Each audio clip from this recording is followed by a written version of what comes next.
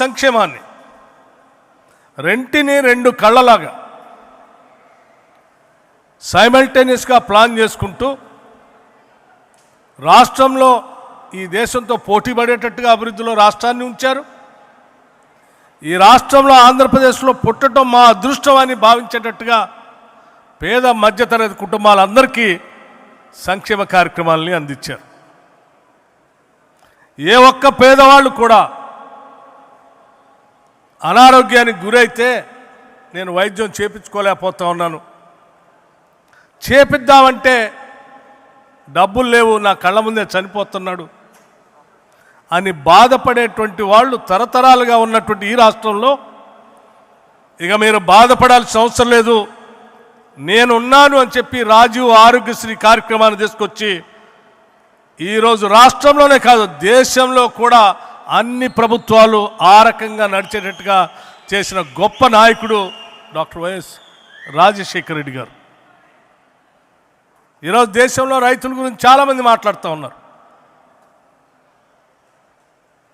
కానీ మొట్టమొదటిసారి ఈ దేశంలో రైతుల బాధలు తెలుసుకున్న తర్వాత, ప్రత్యక్షంగా వారు పాదయాత్రలో చూసిన తర్వాత ఉచిత కరెంటు ఇవ్వాలని ఈ దేశంలో ఏ నాయకుడు ఒప్పుకోలేదు, ఏ ముఖ్యమంత్రి కూడా ఒప్పుకోలేదు. కానీ అందరినీ ఒప్పించి ఉచిత కరెంటు రైతులకు ఇస్తేనే వ్యవసాయ పరంగా అభివృద్ధి చెందుతే కాదు, రైతులు ఆత్మహత్యలు చేసుకోకుండా నిలబడగలుగుతారు, నేను చేయగలుగుతాను అని చెప్పి అందరిని ఒప్పించి మేనిఫెస్టోలో పెట్టి ముఖ్యమంత్రి కాగానే తొలి సంతకం పెట్టి దేశానికి ఆదర్శంగా నిలిచినటువంటి ఒక గొప్ప దార్శనికుడు డాక్టర్ వైఎస్ రాజశేఖర రెడ్డి గారు. చాలామంది పేదవాళ్ళు చదివించాలని తల్లిదండ్రుల కోరిక, చదువుకోవాలనేటువంటి బిడ్డల ఆశ, ప్రపంచంతో పోటీ పడాల అని కలలు, ఆర్థిక పరిస్థితి అనుకూలించకుండా దూరంగా ఉన్నటువంటి బిడ్డలందరినీ తీసుకొని నేనున్నాను మీరు చదువుకోండి అని చెప్పి ఫీజు రియంబర్స్మెంట్ తీసుకొని ఈరోజు ప్రపంచవ్యాప్తంగా ఐటీ సెక్టార్లో తెలుగు వాళ్ళు అమెరికా నుంచి అనేక దేశాల్లో ఈరోజు CEO స్థాయిలో ఉన్నారంటే అది కేవలం ఆనాడు డాక్టర్ వైఎస్ రాజశేఖర రెడ్డి గారు తీసుకొచ్చిన ఫీజు రియంబర్స్మెంట్ వల్లనే అన్న సంగతి మనం ఎవరూ మర్చిపోకూడదు. ఇలా చెప్పుకుంటూ పోతే అనేక సంక్షేమ కార్యక్రమాలు, ఇందిరమ్మ ఇల్లు కావాలంటే ఎమ్మెల్యేకు 500 కోట, కాదంటే 1000, ఇన్ఛార్జ్ మంత్రితో అది కూడా సంతకం పెట్టించుకొని నియోజకవర్గానికి ఇచ్చే పరిస్థితుల్లో కాదు. ఈ రాష్ట్రంలో గుడిసె అనేదే ఉండటానికి వీల్లేదు. శాచ్యురేషన్ పద్ధతిలో అందరికీ ఇళ్ళు ఇస్తాను నేను, కులం లేదు, మతం లేదు, రాజకీయం లేదు, ప్రాంతం లేదు, అందరికీ ఇళ్ళు ఇచ్చే కార్యక్రమాన్ని చేపడతానని ఇందిరమ్మ ఇళ్ళు ఇచ్చినటువంటి మొట్టమొదటి రాష్ట్ర ముఖ్యమంత్రి డాక్టర్ వైఎస్ రాజశేఖర రెడ్డి గారు ఈ దేశంలోనే. అనేక సంక్షేమ కార్యక్రమాలు చేసినటువంటి అటువంటి గొప్ప నాయకుడి దగ్గర పార్టీలో పనిచేసే అదృష్టం, శాసన మండలిలో పనిచేసేటువంటి అదృష్టం, శాసనసభలో చీఫ్ విప్గా పనిచేసేటువంటి అదృష్టం కలగటం నేను నా అదృష్టంగా నేను భావిస్తూ ఉన్నాను. అటువంటి నాయకుడి దగ్గర తర్ఫీదు పొందటం, పనిచేయటం. మేమంతా ఆ రోజు చీఫ్ విప్గా నేను, విప్పులుగా డాక్టర్ శైలజనాథ్, కొండ్రు మురళీ గారిని, మా ముగ్గురిని పెట్టి సభా వ్యవహారాలు నడిపేటప్పుడు మాకు తర్ఫీదు ఇచ్చారు. శాసనసభ్యులు కానీ, ప్రజలకు కానీ, చట్టసభలో కానీ, పాలనలో కానీ ప్రజల కోసం ఏం చేయాలో చాలా స్పష్టంగా మా అందరికీ తర్ఫీదు ఇచ్చి నిలబెట్టినటువంటి నాయకుడు ఆయన. చివరి రోజు మేమంతా అడిగాం, శాసనసభ అయిపోయింది, చిట్ట చివరి రోజు తెల్లారే రచ్చబండ కార్యక్రమాన్ని ప్రకటించారు. వారిని ప్రత్యేకంగా కలిసి అడిగాం, సార్ ఒక్కరోజు ఒక్కరోజు గ్యాప్ ఇద్దాం సార్. శాసనసభ్యులంతా కొత్త గెలిచొచ్చారు, ఒక్కరోజు గ్యాప్ ఇస్తే మళ్ళీ వాళ్ళ నియోజకవర్గాల్లో పోయి పండగ చేసుకుంటారు సార్ అంటే లేదు. ప్రజలు ఎంతో నమ్మకంతో మనల్ని గెలిపించారు. ఒక్క నిమిషం కూడా వృధా చేయడానికి వీల్లేదు. తెల్లారే రచ్చబండ కొనసాగాల్సిందే అని చెప్పి బయలుదేరి మనందరి నుంచి కనపడినంత దూరానికి వెళ్ళిపోయారు. కానీ ఆయన గుర్తులు కానీ, ఆయన చెప్పినటువంటి మాటలు కానీ, ఆయన పాలనలో వేసినటువంటి బీజాలు కానీ ఈరోజు ఈ రాష్ట్రాలనే కాదు దేశానికి కూడా ఆదర్శప్రాయంగా ఉన్నాయన్న సంగతి 10 సంవత్సరాల తర్వాత కూడా మనం అందరం ఇక్కడ నిలబడి వారిని స్మరించుకోవటమే కాదు, ఆనాటి పాలనలో ఉన్నటువంటి అంశాలే ఈరోజు దేశవ్యాప్తంగా అజెండాగా కూడా మారాయి.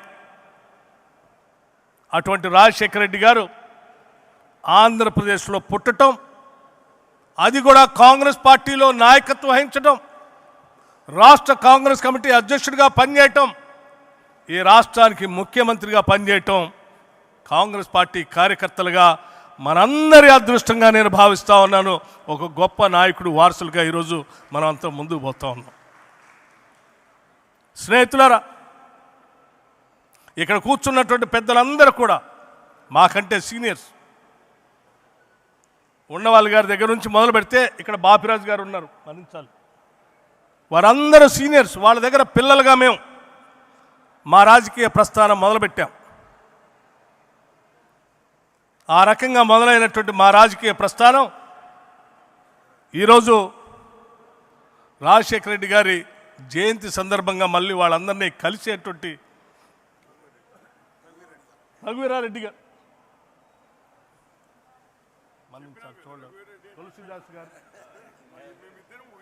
మన్నించాలి సార్, చూడలేదు, తులసిదాస్ గారు, తులసిరెడ్డి గారు, వీరందరికీ నమస్కరిస్తూ ఈ కార్యక్రమంలో పాలు పంచుకోవటానికి అవకాశం ఇచ్చినటువంటి షర్మిల గారికి నేను ప్రత్యేకంగా ధన్యవాదాలు తెలియజేస్తా ఉన్నాను. ఈరోజు నేను ఉప ముఖ్యమంత్రిగా తెలంగాణ రాష్ట్రంలో పనిచేస్తూ ఉన్నాను అంటే ఆయన నాకు మొట్టమొదటిసారి ఎమ్మెల్సీగా టికెట్ ఇవ్వటం, ఆ తర్వాత శాసనసభ్యుడిగా పోటీ చేసేటువంటి అవకాశం కల్పించడం, ఆయన నేర్పినటువంటి రాజకీయ ఓనమాలే. మేమిద్దరం ఒకటేసారి శాసన మండలిలో మా ప్రయాణం, ఇద్దరం కూడా స్థానిక సంస్థల నుంచి వచ్చినటువంటి వాళ్ళమే. ఓ పక్కన వారు పోటీగా పోరాటం, ఇంకో పక్కన మేము అందరినీ తర్ఫీదిచ్చినటువంటి మా ఇద్దరికి కూడా రాజశేఖర రెడ్డి గారి పాలనలో పనిచేసేటువంటి భాగ్యం కలిగిందని నేను చాలా స్పష్టంగా చెప్తున్నాను. శాసన మండలిలో కానీ శాసనసభలో కానీ వారి దగ్గర చాలా అంశాలు నేర్చుకున్నాం. తప్పనిసరిగా వారి ఆలోచనల్ని, వారి మార్గాన్ని ముందుకు నడిపించడమే మనందరి ముందు ఉన్నటువంటి ఏకైక బాధ్యత. రాజశేఖర రెడ్డి గారు గాంధీ భవన్లో, ప్రకాశం హాల్లో ప్రత్యేకంగా ఒక సమావేశం, శాసనసభ సమావేశాలు జరుగుతున్నటువంటి సందర్భంలో సమావేశానికి వచ్చి వారు మాట్లాడినటువంటి మాటలు ఇప్పటికి కూడా నాకు గుర్తున్నాయి. ఒకసారి మీ అందరికీ గుర్తు చేసి నేను ముగిస్తాను. ఈరోజు యావత్ రాష్ట్రంలో ఉన్నటువంటి, ఆనాటి ఉమ్మడి రాష్ట్రంలో ఉన్నటువంటి ఆంధ్రప్రదేశ్ ప్రజలందరికీ ముఖ్యమంత్రిగా నేను పిలిపిస్తూ ఉన్నాను. ప్రజా సంక్షేమం కోసం పనిచేసే కార్యక్రమాలన్నీ ప్రజలకు అంకితమై మా ప్రభుత్వం పనిచేస్తుంది.